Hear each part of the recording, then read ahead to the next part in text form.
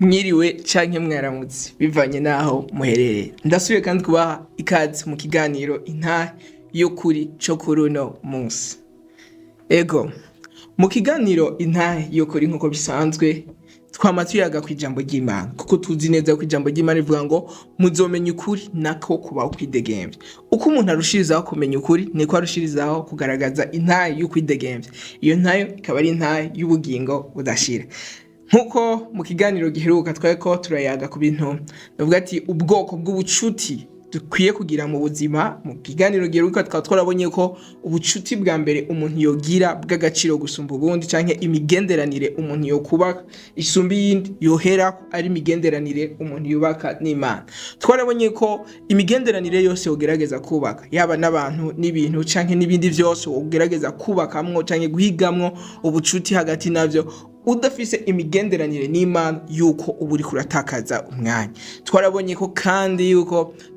kandi ko imigenderanire umuntu agiranira n'Imana ari ryo soko rivomera iyindi migenderanire, canke ubucuti umuntu agiranira n'Imana ari ryo soko ivomera ubundi bucuti. Ko igihe cose umuntu yirengagiza kugira ubucuti n'Imana bituma novuga ati n'indi migenderanire yiwe yarasanzwe afise igenda nabi, bigatuma yicuza, ugasanga yamana imyidogo. Kuri uno munsi naho turabandanya turacariko tuyaga ubwoko bw'imigenderanire, canke ni bande dukwiye kugiranira nabo imigenderanire ku buryo aho bigira agaciro, kuko twarabonye ko ubuzima bw'abana b'abantu kuri ino si burakeneye bugizwe n'imigenderanire. Uko ugira imigenderanire canke ubucuti bw'agaciro bituma n'ubuzima bwawe bugira agaciro. Twarabonye ko kandi kuri ino si ubuzima budafise imigenderanire canke ubuzima budafise ubucuti ni ubuzima budashoboka, kuko ahantu hose dukeneye, nimba uno munsi ukeneye akazi urakeneye umuntu azokaguha, kuko akazi kari mu maboko y'abantu. Nubwo twosenga ati Mana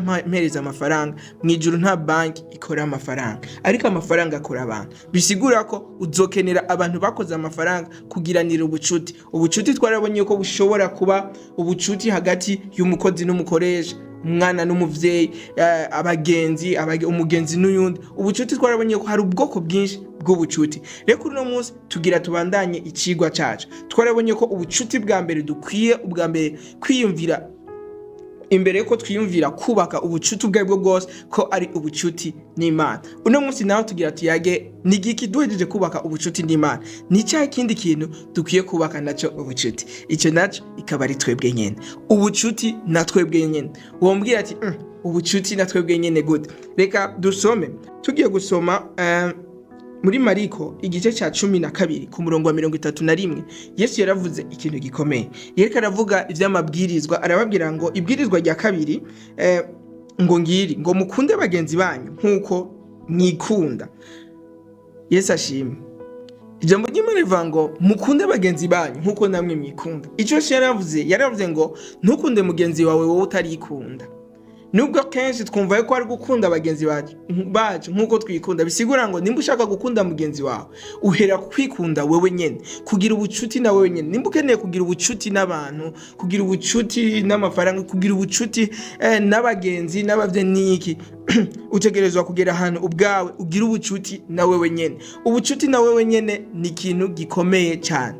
Turiko turavuga ubucuti na wewe nyene, utangura kwanza kumenya agaciro ka, kuko ugiye kuraba hari abantu tutagira nabo ubucuti atari kubera ko ari babi, ariko kubera ko ntituratahura agaciro kabo mu buzima bwacu. Nk'akarorero, umuhungu kugira ngo ahitemwe kugira ubucuti n'umukobwa hamaze bahitemwe kuzokubakana, nuko hari ibintu kanaka akorerako, akaraba akavuga ati vy'ukuri uwo muntu arafise agaciro, arafise ibintu vy'agaciro nkeneye muri we, hari ibintu atekeye muri we kuri jewe mpereza agaciro.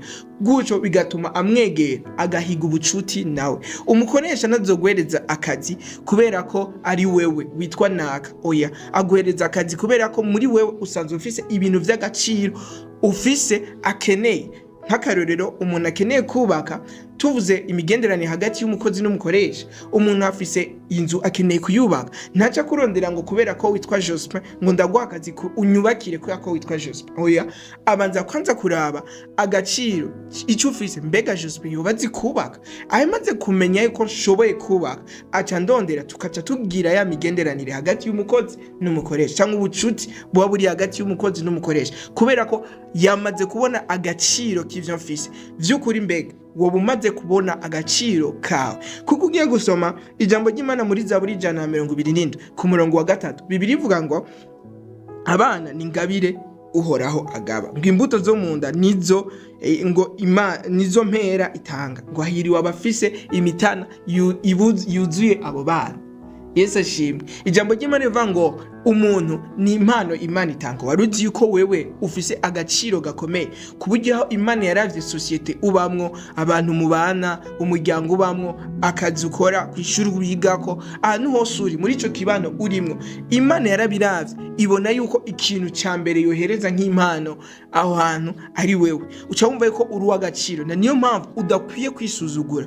Kwikunda rero tuko turavuga ngo gukunda canke kugira ubugenzi nawe wenyene, ntituba tuko turavuga kuba selfish canke kumva yuko utuntu twose twiza tukuzako. Oya, ariko tuba turiko turavuga ngo gushima ico Imana yakugize, kuko igihe cyose ubaho udashima ico Imana yakugize ni ikimenyetso kigaragaza yuko wewe ubwawe ntufite imigenderanire myiza nawe wenyene. Muri make ntiwikunda, kuko igihe cyose wama wiyanka, wama wisuzugura, wama wisubiza hasi, naho woshika kure, naho woshika hoba ari kure, wama wisanga ari wowe nyene wibereye intambamye.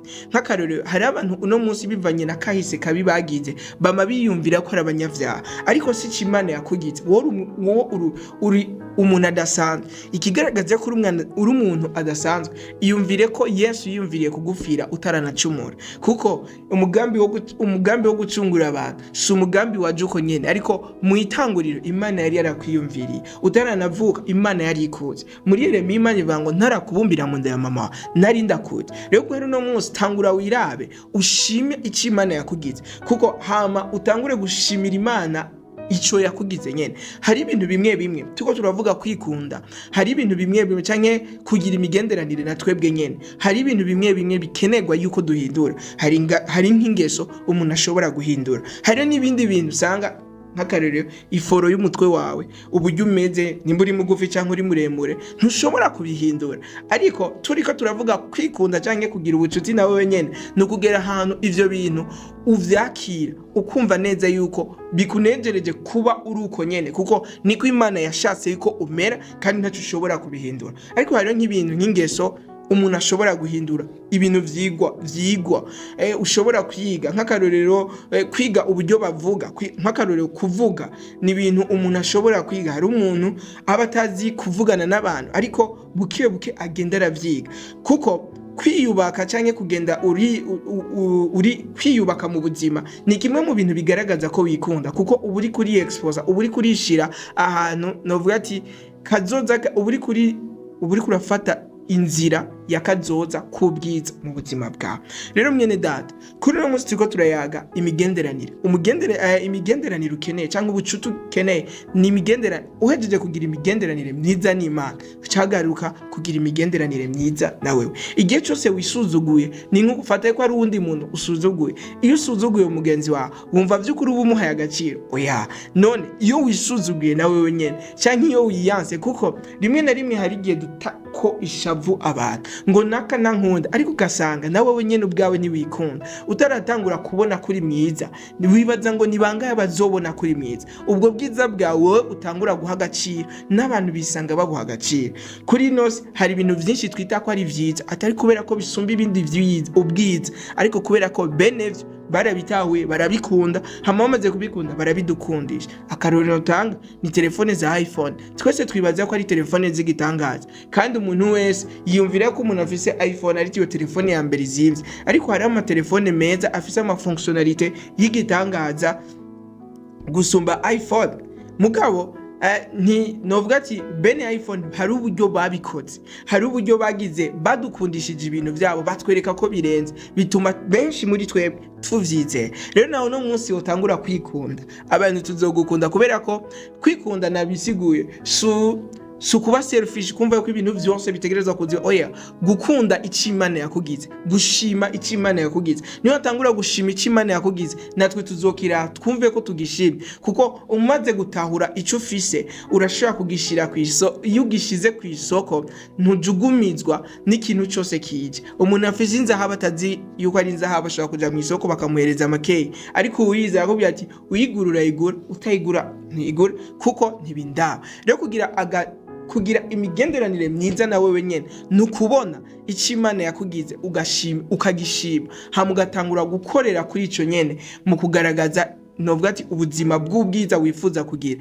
nutagira imigenderanire myiza nawe wenyene wumve yuko vy'ukuri unezererewe icuri unezererewe icyo Imana yakugize ntiwitegeye ko hari abandi bantu bazoza kukunezerererwa nawe ubwawe utinezerererwa ndibuka muhira niyo bakunda kumbwira ngo nutibabara ngo ntawe uzokubabara harya nta wundi muntu yo gukunda gusumba uko wikunda mu bantu ega abavyeyi bawe barashobora kugukunda inshuti zawe barashobora kugukunda ariko ntibazoza kugukunda gusumba uko wowe kwikunda na niyo mpamvu hari ingingo kanaka mu buzima bwawe witega gufata abandi bantu batozi gufatira nk'akarore guhitamwo kunezerwa nutahitamwo kunezerwa ninde wundi azotuma unezerwa utabihisemo uno munsi urashobora guhitamwo kunezerwa nubwo ufise ingorane nyinshi ukavuga ati ndi ministre wa enjoyment nije novuga ati nijewe nyene ntegerezwa kunezerwa ndategerezwa kunezerwa nta kindi kintu nkeneye kindi kivuye hanze cyo nezereza kuba ari jewe kuba Imana yarangiza iconde ico kirakwiye kugira ngo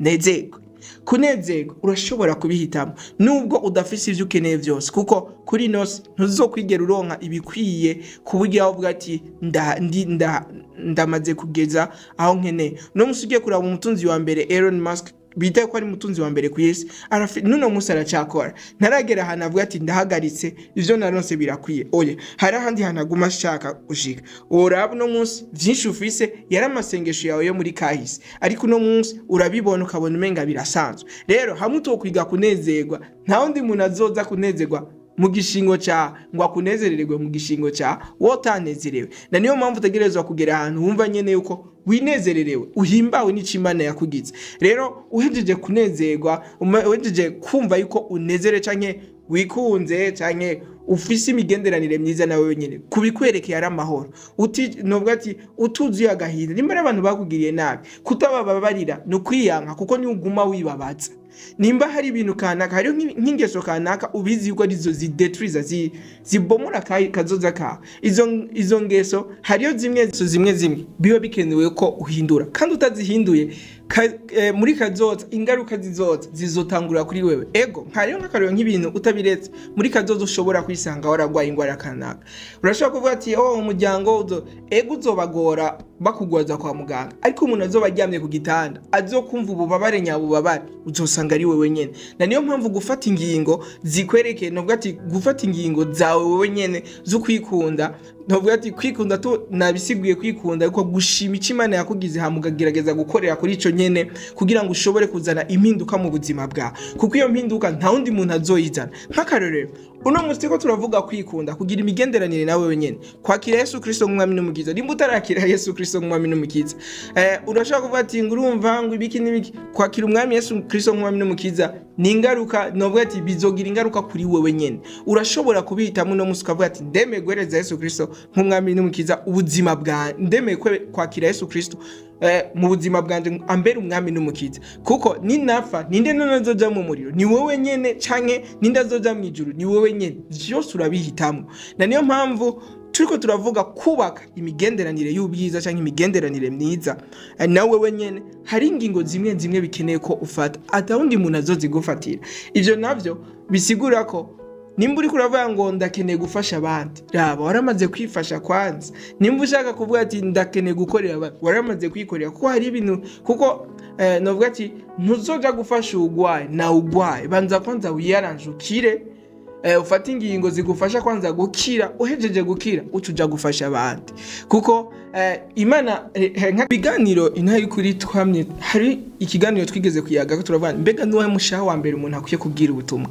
umushaha wa mbere ukwiye novuga ati kuroba n'umushaha wawe kuko ntuzoja kubwira ubutumwa abandi nawe utabwibwiye rero mpamvu turiko turavuga kwikunda hariyo ingingo zimwe umuntu bisaba ko afata kugira ngo ubuzima bwiwe buje imbere. Rero ndabashimiye cyane. Aha niho turangirije ikiganiro intaye y'ukuri cuno munsi. Mu kiganiro intaye y'ukuri twako turayaga ko vy'ukuri birakeneye ko umuntu agira imigenderanire myiza nawe nyene. Kugira imigenderanire myiza nawe nyene twabonye ko utegerezwa kwikunda, kuko nta wundi muntu azogukunda mu gishingo cyawe, nta wundi muntu azokubabara mu gishingo cyawe, nta wundi muntu azokora ivyiza bisumba uko wowe wovyikorera ubwawe. Niyo mpamvu utegerezwa kwikunda. Rero kwikunda kandi twabonye yuko atari kuba selfish canke kumva yuko ibintu utuntu twose utegerezwa kukuzako, ariko twabonye ko ari gushima cyane cyane Imana yakugize, hama muri uko gushima Imana yakugize hakaba ariho ukorera n'ibindi byose kugira ngo ushise Imana yaguhamagariye kuba. Aha niho turangirije kino kiganiro, kikaba cyagufashije. Ndagusabe ukirungikire umwe canke babiri, bishobose n'ijana, byo byiza cyane. Mwarahezagiye.